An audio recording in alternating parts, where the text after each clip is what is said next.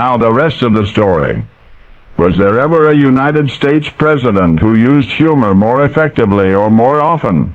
There was one time his attempt to get laughs failed. Until now you never knew about that time. Happened during a closing cabinet meeting September 22nd when the president was running an idea up the flagpole to see if anybody would salute.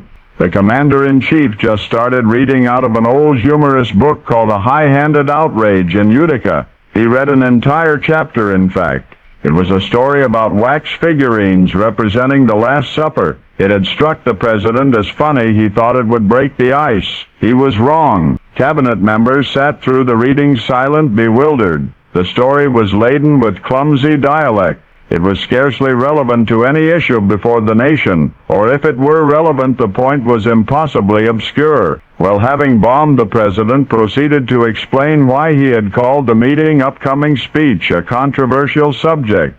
The president declared he had proof that what he had to say reflected God's divine will. The cabinet remained seated in stony, uncomfortable silence while the president test-marketed his new concept. More silence.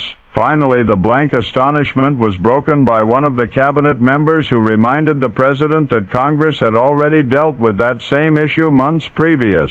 "We're not even sure it's legal," he said. The Secretary of State interrupted. This was the worst possible time for such a speech, he insisted. It made the government sound desperate, grasping at straws. The Postmaster General pounded his fist on the table, saying that the next election would be lost in the wake of such words. It's not recalled if anybody made the key point regarding the president's proposed speech. The key point, for the time being at least, was that it would change absolutely nothing. Well, in any case, the president welcomed suggestions, or at least he said he did. A flood of same forth came. 3 months would pass before the president got up the nerve to go public. The speech would be read before the Congress, but first, on the following New Year's Day, a copy in print form was signed by the president himself. And the signature, by the way, bore the president's full name. I don't mean merely his first initial and last name as had been customary. He wrote out his full name, and the reason, he said, was that he believed history would remember him for this act alone. Well, history has remembered him for more than that.